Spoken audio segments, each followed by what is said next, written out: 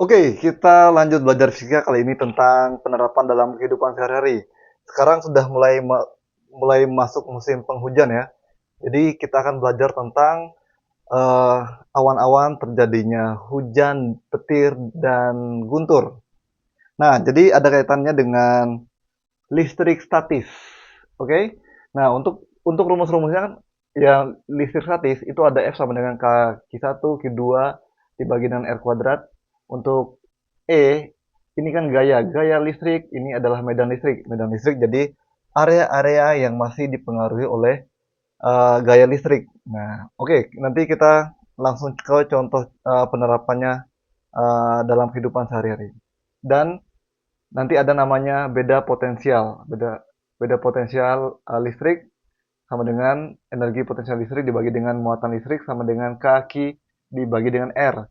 Mirip-mirip ya rumusnya ya. Oke, kita langsung aja ke teorinya. Jadi teori terjadinya petir ataupun kilat teman-teman.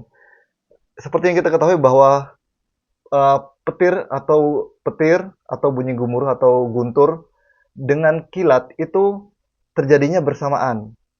Kenapa kita melihat kilat terlebih dahulu? Karena seperti yang kita ketahui bahwa kecepatan cahaya itu sangat cepat, nilainya 3 dikali 10 pangkat 8 meter per second.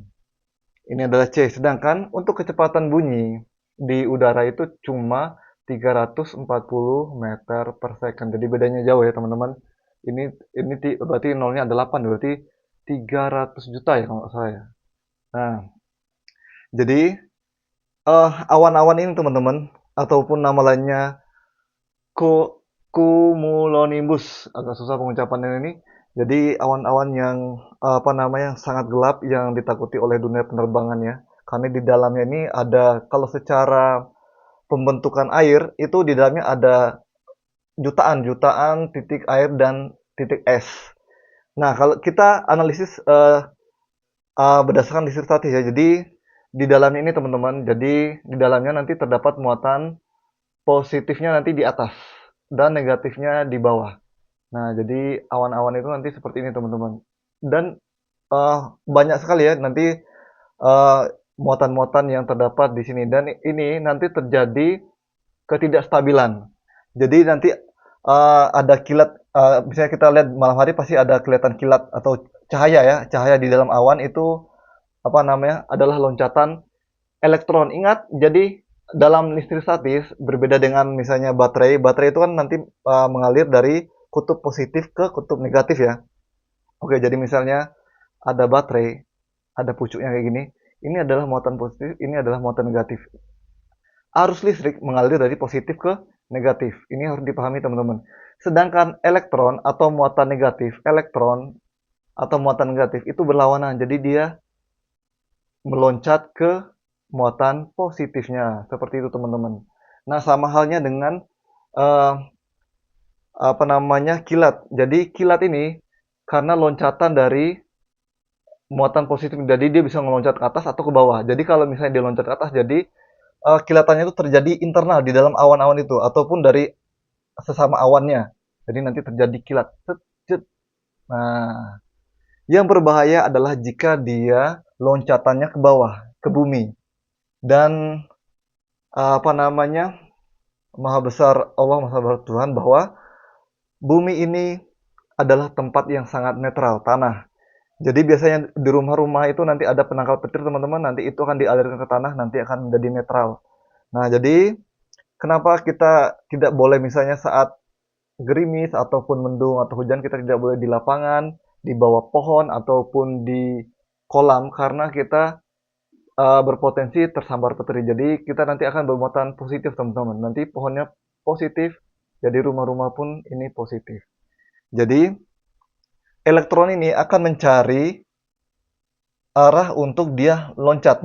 Jadi misalnya di situ apa paling apa namanya bangunan yang paling tinggi itu misalnya adalah rumah. Nanti dia kemungkinan itu dia akan meloncat ke bangunan rumah ini teman-teman atau ke pohon. Kalau kita misalnya di sawah, ya nanti yang paling tinggi kan kita. Jadi nanti berpotensi untuk terjadi loncatan ini teman-teman. Itu yang disebut dengan kilat.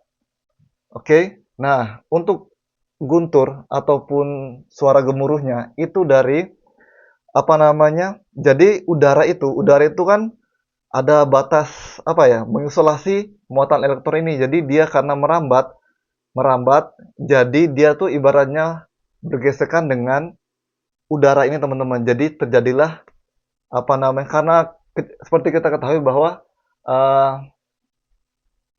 apa namanya, cahaya ini atau kilat ini kan dia termasuk dalam gelombang elektromagnetik. Karena saking cepatnya teman-teman, jadi terjadi gesekan yang sangat cepat, maka terjadilah suara gemuruh itu. Oke, nah jadi yang teman-teman ketahui ataupun ada ketahui bahwa proses terjadinya seperti ini. Bahwa kalau dalam listrik statis itu nanti muatannya yang negatif akan loncat ataupun mencari kesetimbangan dengan berpindah-pindah tempat. Jadi bisa berpindah dari awan ini ke awan ini, jadi nanti terjadi kilat eksternal, bisa ke samping, bisa juga ke atas ataupun ke bawah. Jadi mencari muatan yang bernilai positif. Oke, nanti misalnya misalnya di pohon ya teman-teman. Jadi kita tidak boleh misalnya saat musim hujan kita tidak boleh berteduh di bawah pohon karena nanti bisa terjadi loncatan elektron ke tubuh kita. Itu juga sangat berbahaya.